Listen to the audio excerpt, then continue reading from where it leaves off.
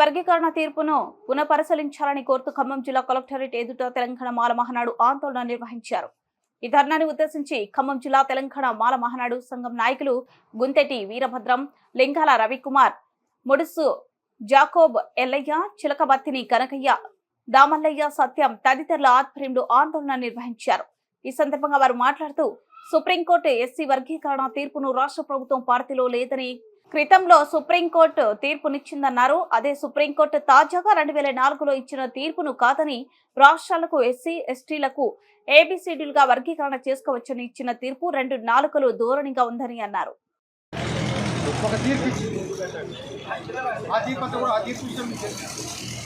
2004లో ఇచ్చిన తీర్పు రాష్ట్రాలకు అధికారం లేదని చెప్పి జీవి చెన్నయ్య గారు అప్పుడంటే కూడా మనవాదులు అంటే ఆధిపత్య కులాలు ఎస్సీ వర్గాలలో 2 చీలికలు పెట్టి వర్గీకరణ పేరుతోని 2 వర్గాలు వేరు చేశారు.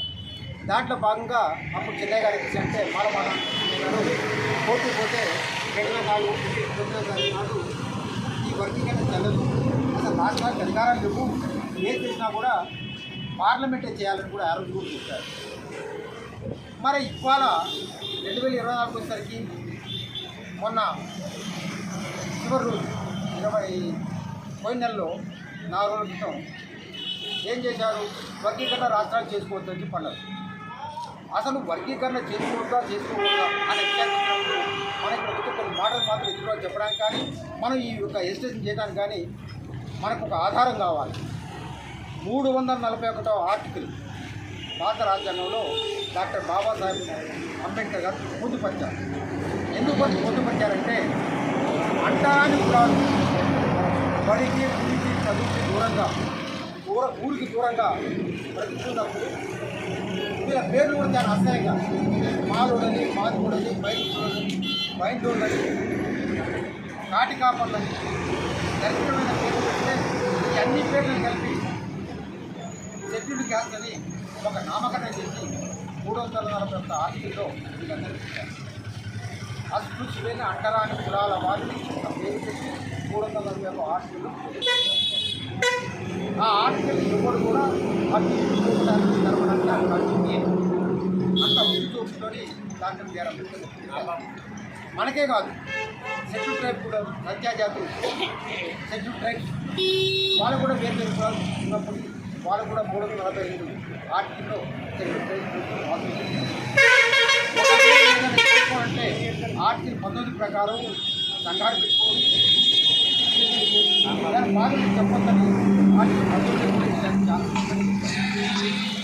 మరి ఈ యొక్క పాత రాజ్యాంగంలో పొందుపరిచిన ఈ ఆర్టికల్ పొందగలుగుతూ ఈ సుప్రీంకోర్టు ఇలాంటి తీసుకెళ్ళామంటే ఇంతవరకు చేసి సుప్రీంకోర్టు ఇప్పుడు చేసి సుప్రీంకోర్టు అంటే దీంట్లో మొదలవ ఏంటంటే మన అణగాధ కులాలు మన కాన్సరాలు ఖచ్చితంగా వీళ్ళు చెట్లకి కాళ్ళు పట్టుకోవడం, కాళ్ళు పోవడం, ఎంత చేయాలో అది బయట బయట వేసి తప్పులు ఎంత కూడా చింపిరి బండి చేస్తూ ఈ యొక్క మనువాదులతో అసలు వాళ్ళకి మనకు ఉత్తరించిన ధృవాలు అలాంటి మనువాదులతో వీళ్ళు ఎట్లా గడిపిస్తారు, వీళ్ళు ఎట్లా అంబేద్కర్ బాధలు నిజంగా మీరు అంబేద్కర్ బాధలేనా, అంబేద్కర్ ఉంటే వీళ్ళకి అర్థమైందా, మరి అట్లా కాకుండా వీళ్ళు ఏం చేస్తుండ్రు వాళ్ళతో కలిసి ఇవాళ జడ్జిమెంట్ వచ్చిందంటే ఇవాళ 7 6 ఒకే ఇచ్చారు, ఒకరు ఇచ్చారు.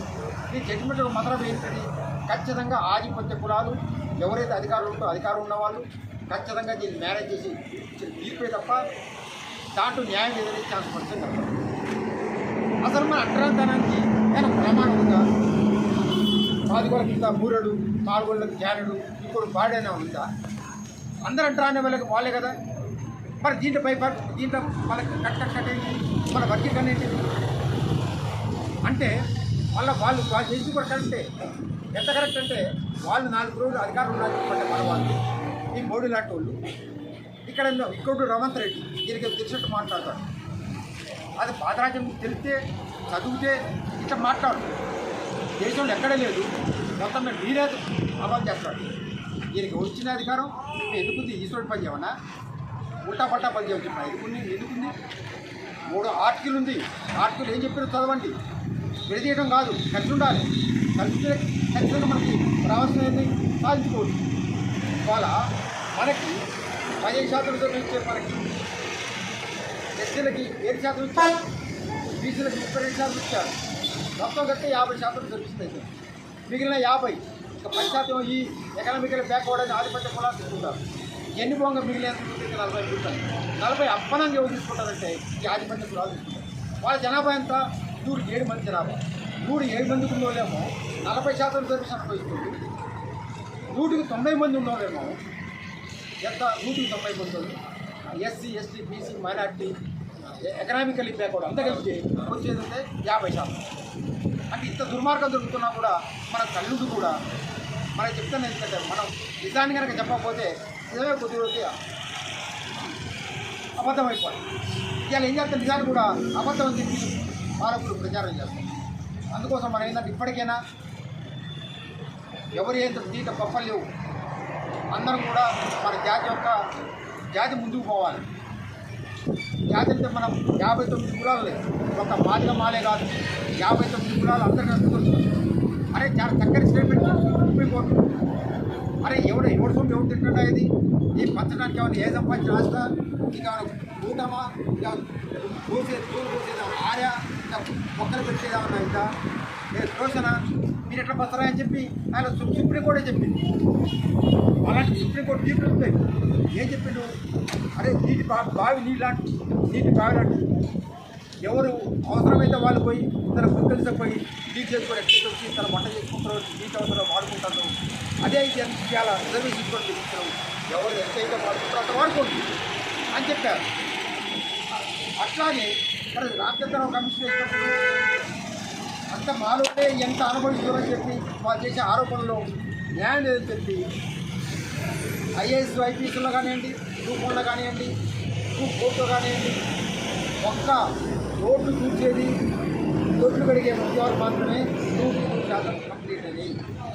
గ్రూప్ 4లో కానివ్వండి, గ్రూప్ 4లో ఒకటే రోడ్లు ఓటము అవి కడగటం నెట్టింగ్ కట్టడం ఉద్యోగాలు 100% పూర్తయింది. దేశాంతంలో 6% అంటే కాదు, 9% పూర్తయింది.